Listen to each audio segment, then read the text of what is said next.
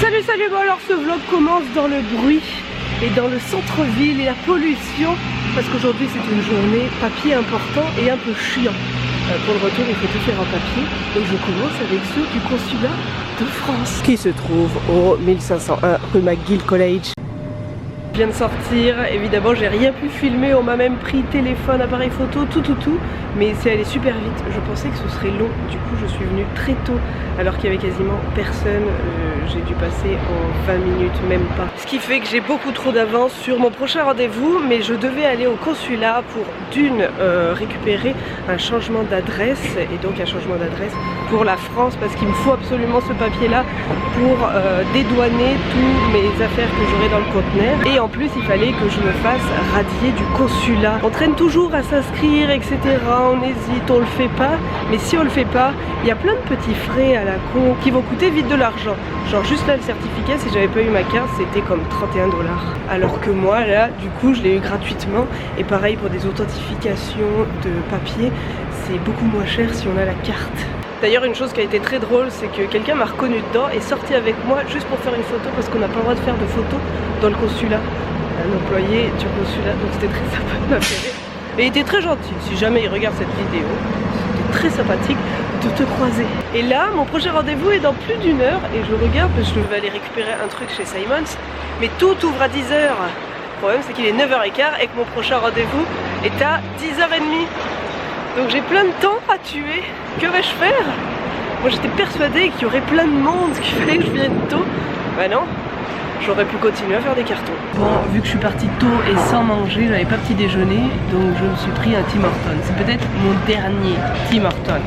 Je l'ai fait quand même santé. J'ai pris un bagel plein goût avec du fromage à la crème dedans. Oh, ouais, il y a un peu de fromage, mais c'est quand même super bon. Les pleins goûts, c'est les meilleurs.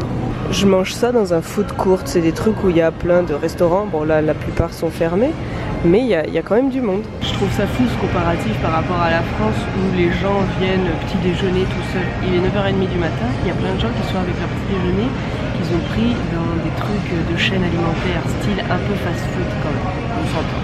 C'est pas super santé ce que mangeaient les gens. J'ai l'impression d'être la plus santé avec mon bagel. C'était une journée très bizarre, ça me rappelle plein de souvenirs de toutes les fois où je suis venue dans ce centre commercial. Et j'attends ici parce que je veux récupérer mes nouvelles chaussures que je me suis achetées. Parce que oui, j'ai acheté des nouvelles chaussures avant de partir. Ah, je suis comme ça. J'aurai plus de Simons après. Ça coûtera plus cher ces chaussures-là. Elles sont trop chouettes. Elles étaient soldées à moitié prix. Si c'est pas parfait ça, 40 $ au lieu de 80. Mais que je les aime. Entendez le doux son des sirènes. On n'entendra plus des comme ça après. Va être fini. Et là, je suis donc pile à l'heure pour mon second rendez-vous. La vie est bien faite. C'est impeccable. Et ce rendez-vous-là, c'est pour que Gustave puisse prendre l'avion avec nous. Mais j'expliquerai tout ça dans une vidéo sur Gustave. D'ailleurs, peut-être qu'elle est déjà sortie. Maintenant que les papiers pour Gus c'est fait, dernière étape, aller à la RAMQ, le centre social de santé, pour récupérer un formulaire qui va m'éviter les 3 mois de carence quand on va rentrer en France. Ce qui m'arrange aujourd'hui, c'est que le consulat, la RAMQ et le centre pour aller faire le truc de Gus, c'était tout à côté. Je gagne un temps fou, j'aurais fait tout ça en une matinée. Ça y est, dernier rendez-vous terminé, c'est allé super vite. Il suffisait d'aller à la RAMQ, le gars a noté plein d'informations, etc. m'a donné mon papier. Et ce papier, c'est aussi possible dans les deux sens.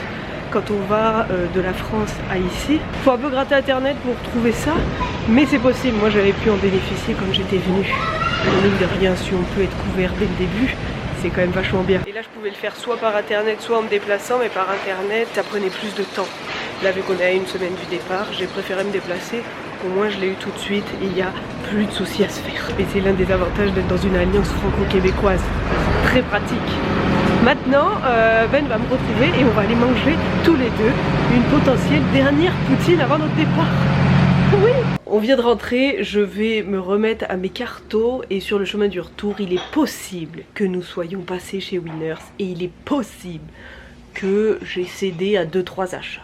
Deux seulement. Un petit pantalon tout léger pour l'été qui sera bien parfait et un peu le même mais en vert, qui était quand même à 30 $ au lieu de 60. Winners, ça va quand même beaucoup me manquer et maintenant je vais me remettre à faire des cartons En tout cas voilà, les papiers les plus chiants sont faits. J'ai plus à me préoccuper de ça. Pour le consulat ce matin, fallait que j'amène des factures à mon nom pour montrer que j'ai bien vécu ici sur 12 mois.